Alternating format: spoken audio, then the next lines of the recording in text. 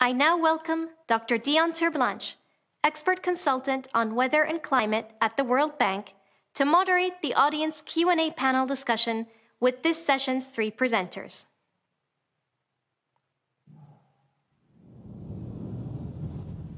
Dear colleagues, we have a fairly short panel discussion this afternoon because we have had quite intense three presentations now. And so without going into lengths of introducing the panel, you can see the background and the affiliation on the program. I want to kick off with Professor Ali Abshayev in terms of the creation of artificial clouds. This has always been a dream, to create clouds from nothing, and we see that nature actually does this. When we have big fires, biomass burning, volcanoes, and then something that's not nature, but the ultimate extreme example is when there's an atomic explosion that we see also clouds rapidly forming due to the heat source. So I just want to know about the horizontal wind issue. We have spoken previously about the horizontal wind and how that is probably the biggest challenge that you will sit with when creating an artificial updraft and hoping that you will reach the condensation level.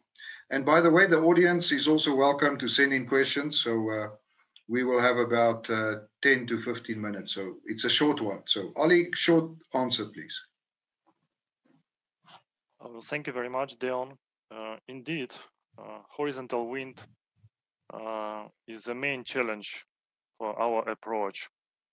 And in this term, we plan to utilize instruments because there are favorable situations, and we need to identify those situations and start our trial, our intervention when we have such a situation.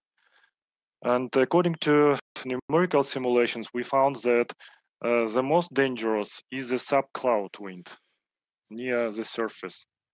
The wind above the condensation level is less challenging.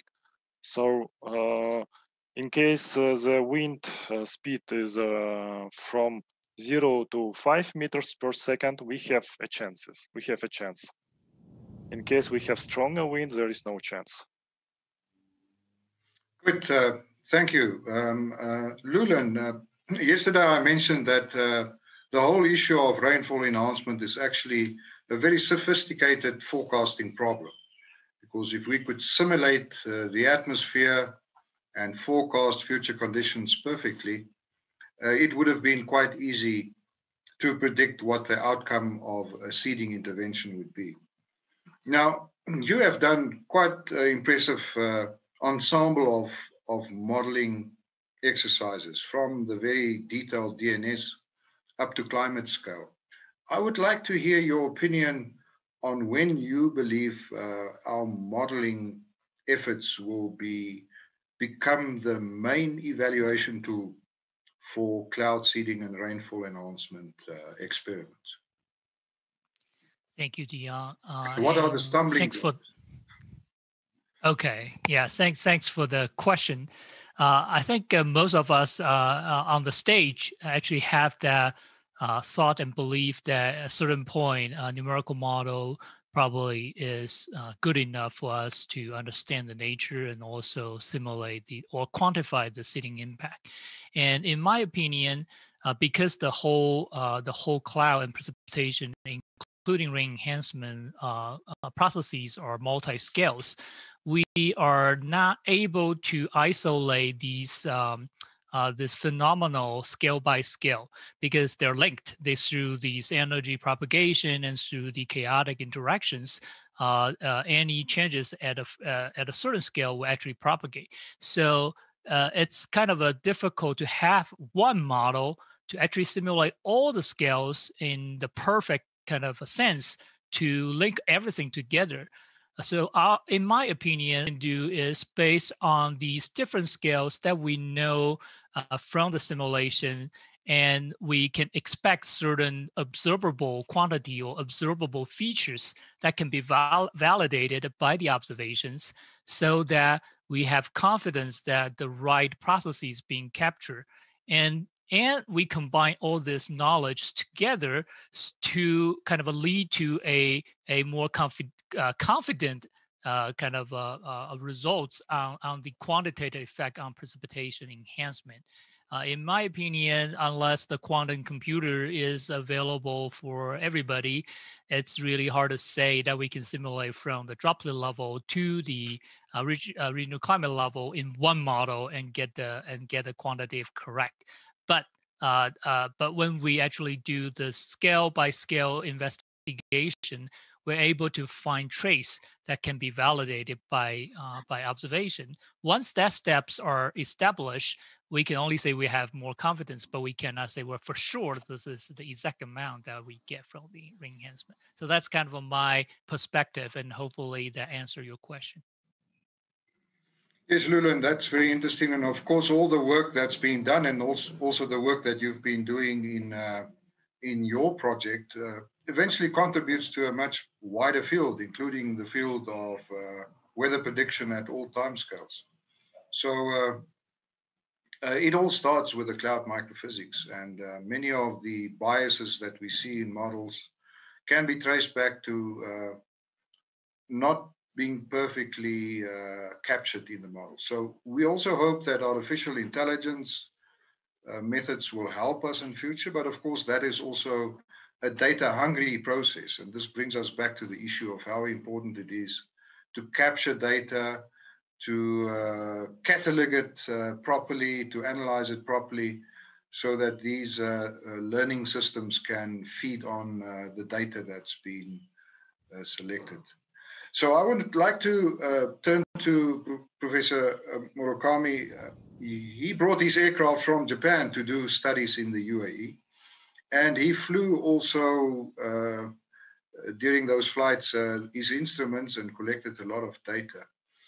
I think it would be interesting to hear from you how the atmospheric conditions in terms of aerosols, cloud properties, and so on differ over the UAE, because it's really complicated there with all the influences from dust, sea salt, the industrial oil refineries, the topography, etc., compared to what you saw as you flew over the maritime regions back to Japan. Can you just paint us a picture of shortly how clouds and the atmosphere change along that route? Yeah, actually, the cloud over the UAE very much influenced by the dust particle, very high concentration of dust particles, say several particles per cubic centimeter. And this acts as a very good ice nucleating particle. That's why we have a rather high concentration of ice particle, mainly graphite-like particle in a rather warm cloud. So probably the numerical model first realistically simulate this situation, and then we need to do a numerical seeding experiment to study the optimal seeding condition and also evaluate the seeding effect. I think so. So that particle is a key for the cloud formation over the UAE. I think so. Okay, and when you flew back to Japan, where did you find the cleanest environment in the atmosphere, where one would expect the most efficient processes in terms of rainfall formation? Where along that route?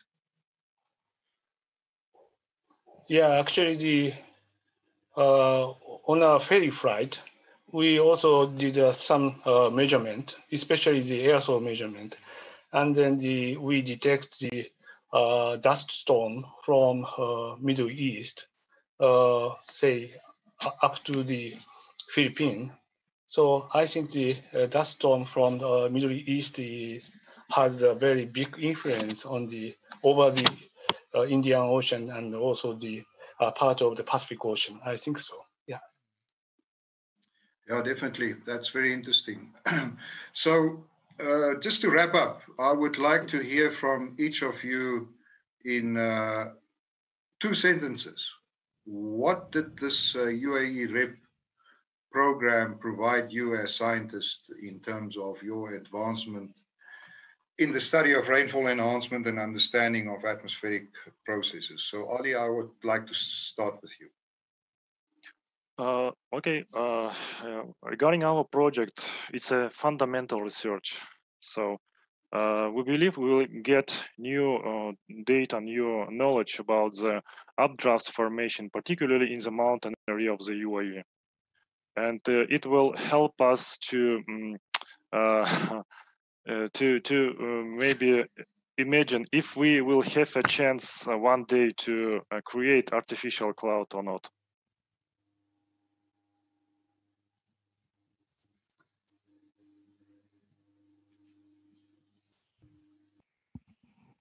Dion, you are muted. And your colleagues.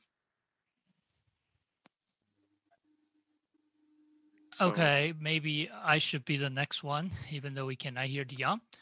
I think UAE REP opened up a great opportunity for the entire international research community to come back to a very controversial topic on the cloud seeding. But at the same time, this opportunity actually link all the researchers together to look at the very fundamental cloud physics, dynamics, and even regional climate issues that actually broaden the research topic and actually improve the knowledge and help link all the researchers together. So I would say this is a great program that helped the entire research field and atmospheric research field to look at these very important questions. Well, I hope you can hear me now. I'm not muted. Can you hear me? For me, the UAE program gave me an opportunity to study the hygroscopic seeding for the warm cloud and mixed phase cloud. Before that, I have rather plenty of experience in glaciogenic seeding, especially for orographic snow cloud. But hygroscopic seeding still has many, what shall I say, questions. And then what I did in this program is that usually many people believe that the hygroscopic seeding is very efficient to increase precipitation from warm cloud through enhancement of collision coalescence processes. That means increase the cloud droplet. But for the mixed phase cloud, probably such a hygroscopic seeding trying to increase the cloud droplet may not work very well. On the other hand, the increase the number of cloud droplet, decrease the droplet size may work to enhance the precipitation from mixed phase convective cloud. This is it was a very good opportunity for me to do such a hygroscopic seeding study in this UAE research program. Thank you very much. Cool. Okay, so there's something that happened. So apparently we've got a question from the audience. So if we could see that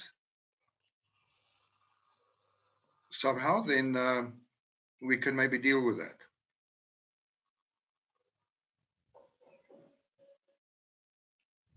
No, it doesn't seem like I can see a question at this stage. We can see so let's at the bottom. Can you see it there? Yes, I think I can speak out if you want me to.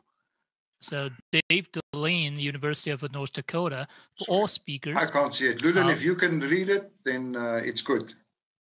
Yeah, I'm reading it. Can you hear me? Yes.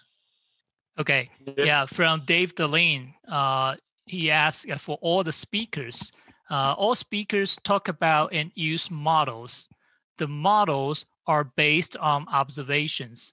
Some very detailed, such as Professor Masataka Murakami's measurements. Once this model are developed, can you discuss evaluation of the models in a real atmosphere? How do you feel is best to evaluate, or what is possible? So this is the question. Okay, so it's to all three of you, but we need to keep it very short because we're running out of time, and we are. So keep it within a few seconds. So I would like to hear from each of you. Ali, start. Okay, indeed, in our project, we utilized several different types, different scale models, but we found that no one model performs what we really need. So we did a lot of adaptation work, and we are on the long way to adapt other very widely used models like WRF model and other types of models, cloud resolving model. So unfortunately, there is no one model available for public access that we can utilize for our purpose. So we still have to do much in this model development work, and to collaborate with other teams like we did in our project with engineering companies that did a lot of simulation for different engineering tasks. So, and with other groups also with cloud resolving models. And we must do a lot of work to improve the performance of this model. And the first step, which we plan to get maybe this year, is to validate those results we obtained so far with the real measurements. So okay, so Ali, let's move on to Lulen. Lulen, your views on this question? Thanks, Dave, for the question. As you mentioned, to evaluate the model in the real atmosphere, and first we have to have a really good and accurate observations of the atmosphere. But most of the time, what we can observe is a state or a result of a history of a processes. We are not observing processes; we are observing the outcome of processes. So, in my opinion, we definitely need to collect these in situ observation and remote sensing observations to at least validate these this kind of state and results. But we also want to have more processes level kind of the measurement to help us actually quantify these physical processes. In my opinion, we need to still combine both laboratory observation and real atmosphere observation to validate our model result. Thank you. And Masataka, your view shortly on this? Okay. So to validate a three-dimensional model, we definitely need a kind of field campaign. Aircraft observation was something we know. That's why we did aircraft measurement over the UAE in 2017, and also the more detailed microphysical processes represented by in partial model. We probably need a laboratory experiment, for example, the crowd simulation chamber experiment. These things are very much important to improve our knowledge and our technical scheme in a numerical model. I think so. So thank you. With that, I would like to thank the panel and also the presentations that they did beforehand. And let's move on. Thank you very much.